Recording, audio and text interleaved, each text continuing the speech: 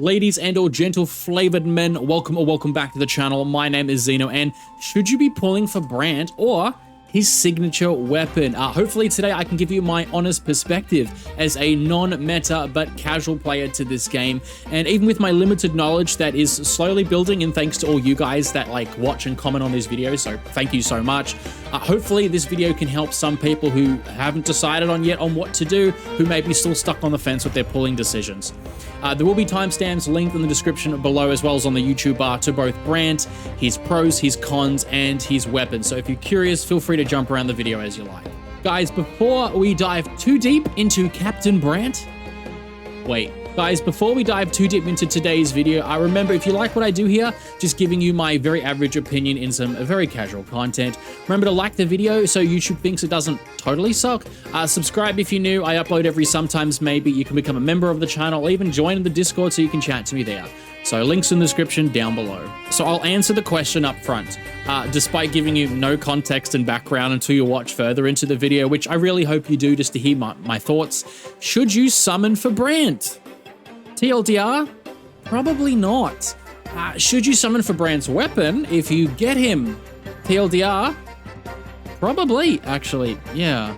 I'm going to divide the video into some basic pros and cons for each, starting with pros to lift the mood of the video and start positively, and then cons to destroy all your hopes and dreams. One thing to note first though, we still do not have proper gameplay and rotations for Brant, which I think is very important for this type of unit in regards to how he will function in teams correctly. So you will have to wait for the community to get hands-on and do tests. So if you're waiting for that specifically, please just hold off on summoning for Brant. He's here for like 3 weeks. There'll be plenty of time to pick him up after researching later down the line. So I defended Brant around 2 weeks ago from recording this in a video titled "Let's Talk About Brant from a Casual Player's Perspective." In that video, I defended the idea that while his stat requirements to unlock his full potential were really high, and he would require more effort, or even the most effort, than other resonators to build, he will still be a great unit. He will still be fun to play, provide utility to the party, and even buff some units that may be like Chun-Li, which is why I personally wanted him in the first place, or heck, even a future fusion DPS yet to come. I still stand by that, by the way. If you like Brant, like any character in this game, whether it's his personality, his gameplay, the story, or the fact that he's still one of the only male characters, which Kuro has released, and with no hints of another on the horizon either, which is semi-worrying actually for diversity's sake, but alas, now as the captain rolls into the harbor with his troop, it's time to take a objective and more concrete look at some of my opinions and facts about this character. Here are some of the main reasons you might summon for Brant from a casual perspective. Brant has a unique play style. He excels in mid-air combat with stylish aerial attack chains and combos, making him quite different from some of the other resonators in the roster. If you enjoy swinging around like a Spider-Man and dropping anchors on your enemies, Brant is definitely your captain. His damage potential, if built correctly and heavily invested into, Brant actually has the capabilities to do rather decent damage for a unit that has various supporting options, focusing on bursts of damage and high basic attack damage. Self-sustain, Brant offers healing and shielding, making him a decent pickup for casual players that may struggle more on mobile devices or who aren't as good at the game. Those that need a little bit more protection in Tower of Adversity or Whimpering Waste, or just other endgame modes in general that maybe just take more damage than other players, Brant can help fulfill that role if you are lacking defensive options. Quite often, people dismiss units that can heal or shield, and they'll just say stuff like, just get good, get better at the game, but in reality, guys, you've got to understand that comfort characters sell. The majority of the player base are casual. They do not do endgame. They do not min-max builds, and a unit like Brant might just be a missing piece for a person's account.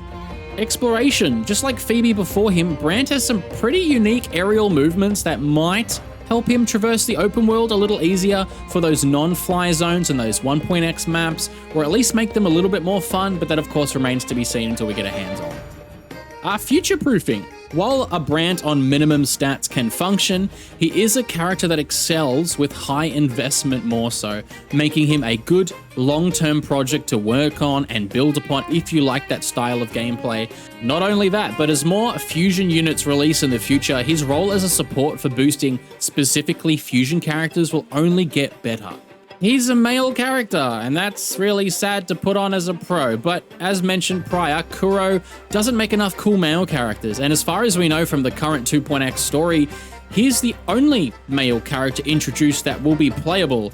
I'm not even sure there's another qualifier. Let me know in the comment section down below if I'm wrong, but so if you want to show Kuro support for male units, this is sadly and actually very good reason to pick up Brant and show them that you want more in the future. So I've done a couple of brief pros, let's go on to a couple of brief cons. Here are some of the reasons you might skip Brant. He might have a very high skill ceiling. He doesn't seem like the easiest resonator to master, unlike Phoebe was prior, with a lot of different aerial movements involved and some combo strings that differ. Some may struggle more than usual without some serious practice depending on the teams you run. Speaking of team limitations, to maximize Brant in proper team comps, whether that be his unique buffs, his gameplay rotations, he really does want to be paired with someone of the fusion variety. Chun-Li and Anka are the two main units that most people might consider for now until future units release. But as we still don't know exactly how his rotations will work, as mentioned before, until he's released, and Chun-Li is more of a quick swap style character, and Brant wants more personal field time, there's actually a chance that without serious skill involved, it might not be the match made in heaven that we're actually hoping for.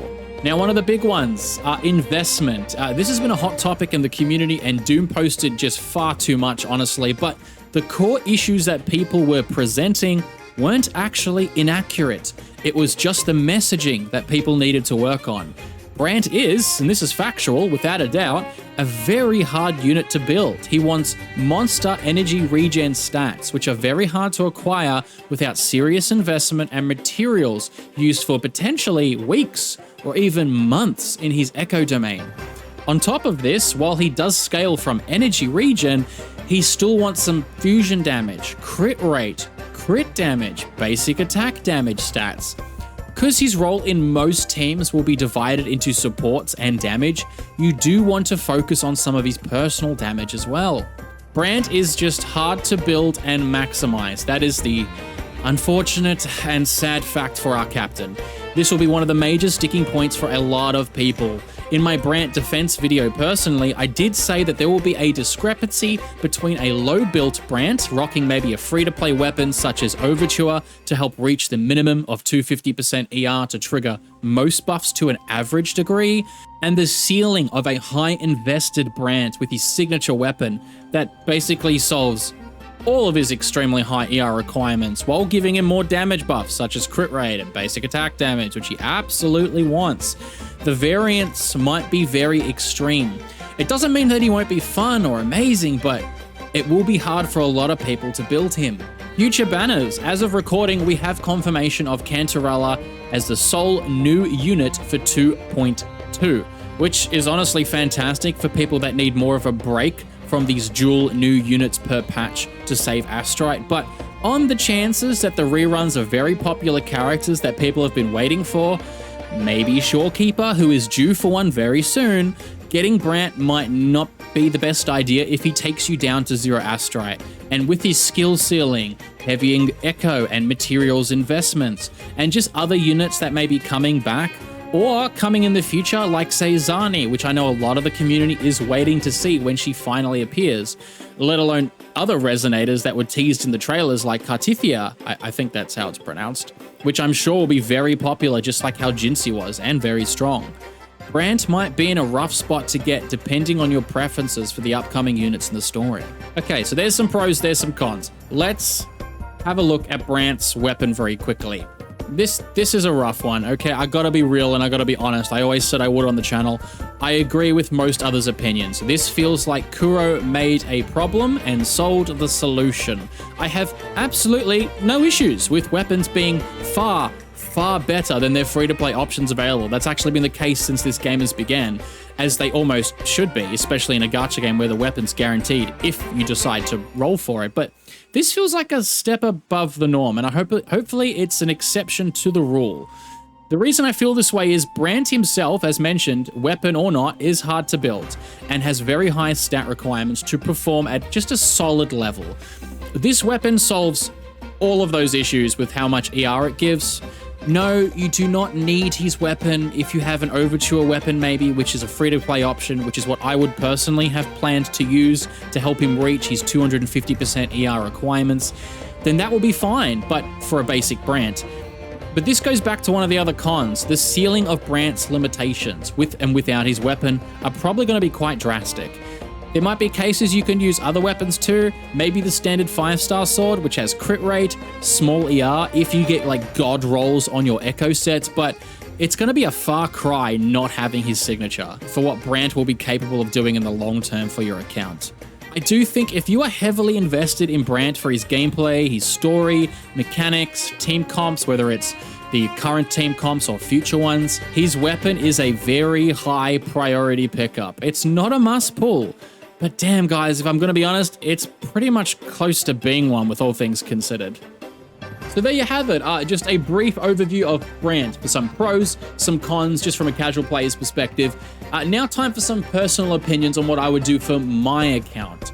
I originally had planned to summon for Brant because I saw what he did, which was fusion damage buffs for my Chun-Li, and I was like, awesome, but as basic maths eludes my tiny small brain, I didn't actually think ahead on the costs of that. I'm personally going for Chun-Li's weapon because she's my favorite, which I've expressed many times previously at this point, at the moment anyway. And despite its value being good or bad, I'm going for her sword, and I just want the best for her and to have fun. So as it stands, I have like roughly 60 pulls for Phoebe after Phoebe's banner, which was a double pity, and her weapon was nearly a full pity as well, so it drained me a lot. So I've kind of just simply given up on the fact that Brant is not coming home to my account, and it sucks, but it's fine. You can't have every character without spending a lot of money. And I've also just spent the last 3 weeks building up Phoebe and Carlotta fully, which you can check out in my previous videos. So I haven't had the time or resources to pre-farm any of the materials that Brant might need, and the echoes that he will desperately need.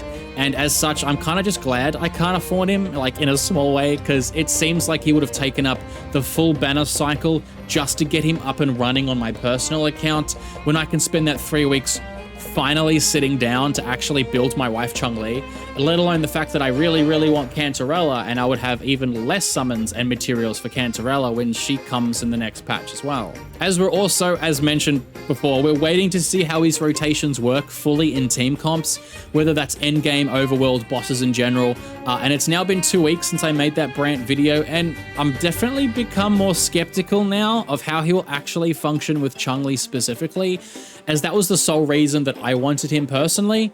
So despite the fact that I like his character, I think he's got like cool looking gameplay and it's unique and it's fun. I did say in that video, and I'll say it again now, I was only going for him to boost my favorite unit, Chun-Li.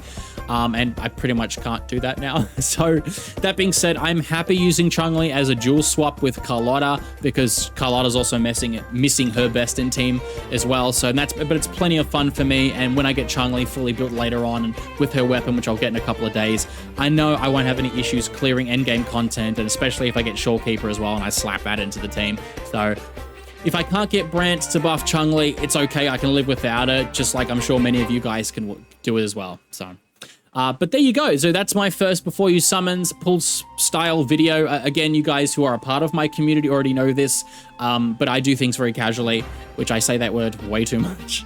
But if you're new here, I do like to make these types of videos just from a more relatable and overview perspective, hence the pros, the cons that aren't backed up by like numbers and math, and that's just kind of who I am. So I hope it turned out okay. I hope you guys enjoyed it. At any, I guess at all, I don't know. Let me know if it helped. Once the banner drops, let me know how your pulls were if you summoned for him. Best of luck to each and every one of you. Tag me on Twitter, post it in the Discord how you do. Put in the comment section down below. And yeah, I'll pretty much leave the video there. Also, guys, just remember, if you like what I do here, feel free to support this journey that we're on. We're nearly at 4K subs, which is just really crazy to think about already. But thank you a lot. Like, guys, seriously, like this, I'm trying my best to put more effort into this and learn on how to make videos. And I'm just glad it's resonating with people. That was fucking awful. Anyway, I'll leave the video there. So thank you very much for watching. And as always, my name is Zeno. And you guys take care.